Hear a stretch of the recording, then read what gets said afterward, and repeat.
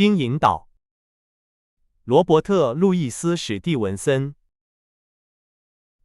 第4章。水手的箱子。我立刻把我知道的一切都告訴了母親，也許我早就該告訴她了。我們很快就意識到自己陷入了困境，而且處境危險。那死人留下的錢，如果他真有錢的話，一部分確實該歸我們，因為他欠着我們的錢。但是，船長的同夥，尤其是我見過的黑狗和那個瞎眼乞丐，恐怕不大可能願意放棄他們的贓物來償還死者的債務。如果我遵從船長的命令，起碼立刻去找利弗西醫生，母親就會孤身一人，無人照應，這是萬萬不可的。說實話，我和他似乎都不可能在屋裡多待片刻了，因為廚房爐子裡煤炭落下的聲音，甚至鐘錶的滴答聲，都讓我們心驚肉跳。聽我們周圍的動靜，到處都像是有人走近的腳步聲。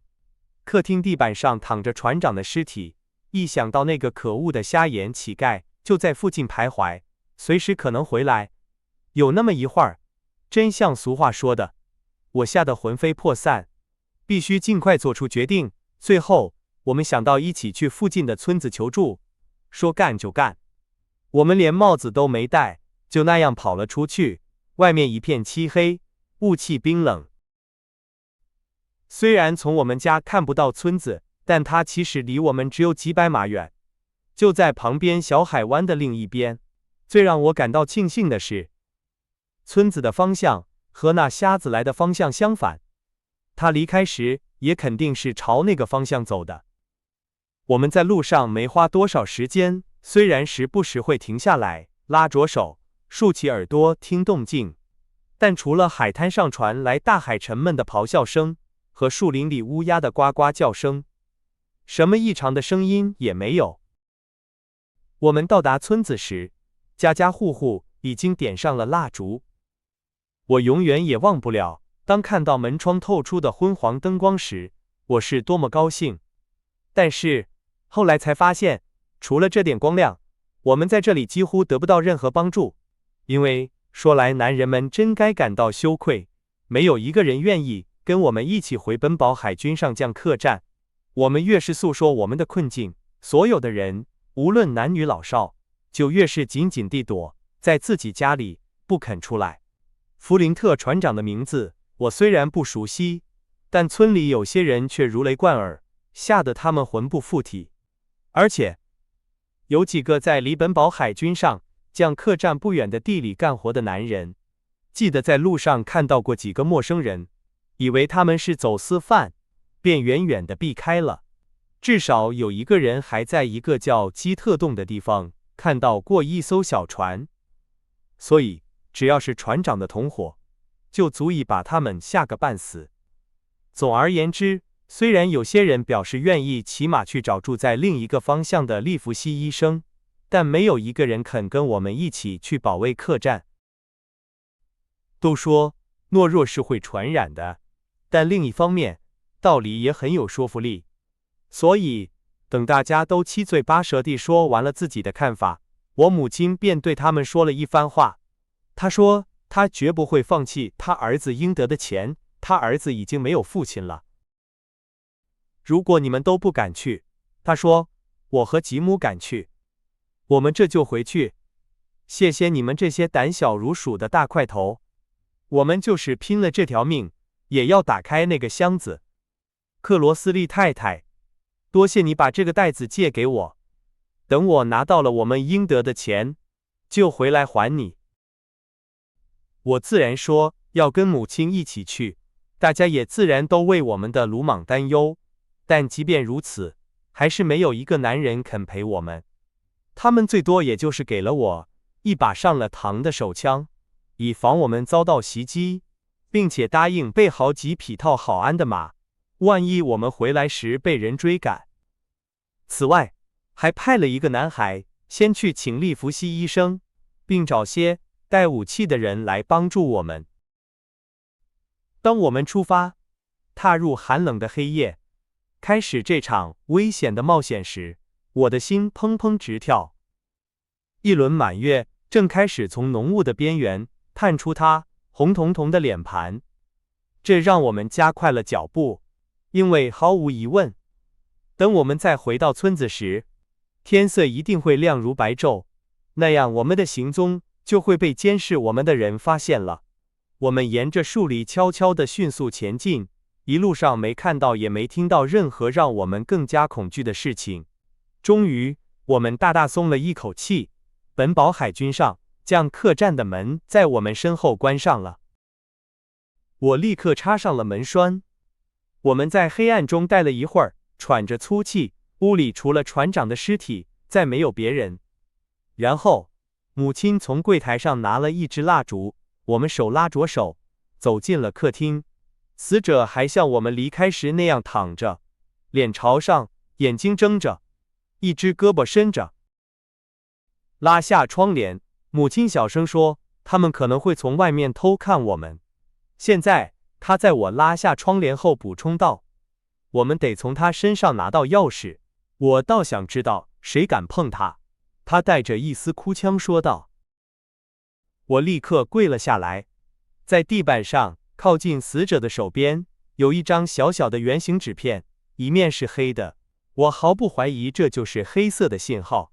我把它撿起來，看到另一面用非常工整清晰的字跡寫着一則簡短的信息。你只有到今晚10點的時間。母親，他只有到10點的時間。我說，就在我說話的時候，我們家的老座鐘開始報時了。這突如其來的聲音嚇了我們一跳，但這消息卻是好消息，因為那時才6點鐘。來吧，吉姆，母親說，那把鑰匙。我搜遍了他的口袋，一個又一個，幾枚不值錢的硬幣，一個頂針，一些線和幾根大號縫衣針，一塊被咬過一頭的煙草，一把彎柄小刀，一個袖珍羅盤和一個打火石，這就是他口袋裡所有的東西了。我開始有些絕望了。也許他把鑰匙掛在脖子上了，母親提議道。我強忍着極大的厭惡，一把扯開他襯衫的領口，鑰匙果然在那裡，掛在一根塗了焦油的細繩上。我用他自己的小刀割斷了繩子。我們的成功讓我們充滿了希望。我們沒耽擱片刻，跑上樓，來到他住了那麼久的小房間。箱子從他來的那天起就放在那裡。從外面看，它和普通水手的箱子沒什麼兩樣。箱蓋上用烙鐵燙了一個他的名字首字母 B， 箱角有些破損，好像這個箱子已經用了許多年，而且沒怎麼愛惜。把鑰匙給我，母親說。雖然鎖很緊，但他還是把它打開了，一眨眼的功夫就掀開了箱蓋。一股濃烈的煙草和焦油味從箱子裡飄了出來，但最上面除了一套料子極好的衣服外，什麼也沒有。那套衣服刷得很乾淨，疊得整整齊齊。母親說，這套衣服從來沒穿過，衣服下面就開始混雜着各種東西了，一個4分儀，一個小鐵盒，幾條煙草，2對漂亮的手槍，一塊銀條，一隻舊的西班牙懷錶和一些不值錢的小玩意兒，大多是外國貨，還有一對相同的羅盤，以及5、6個非常奇特的西印度群島貝殼。從那天以後，我常常想，在他那顛沛流離、充滿罪惡和兇險的一生中，他為什麼會帶着那些貝殼？與此同時，除了那塊銀子和那些小玩意兒，我們什麼值錢的東西也沒找到，而這些都不是我們想要的。箱底是一件被海水浸得發白的舊雨衣。母親不耐煩地把它從箱子裡拿了出來，箱子裡剩下的最後幾樣東西便出現在我們眼前。一個用油布包着的包裹，看樣子裡面是文件，還有一個帆布袋子，一碰就發出金子的叮當聲。我要讓那些无赖看看，我是個誠實的女人。母親說，我只拿我應得的，一個便是，也不多拿。拿着克羅斯利太太的袋子。他開始計算船長欠下的錢，從他的袋子裡拿出硬幣，放進我拿着的袋子裡。這是一件漫長而困難的工作，因為那些硬幣大小不一，國別也各不相同，有杜布隆金幣、路易金幣、金吉尼，還有西班牙銀元，以及其他我叫不上名字的錢幣，全都胡亂混在一起。更糟糕的是，金吉尼數量最少，而這恰恰是母親唯一會算的錢幣。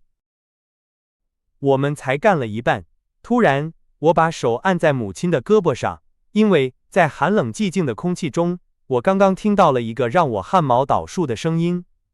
那瞎子手杖敲打着路上冰霜的嘟嘟聲，聲音越來越近。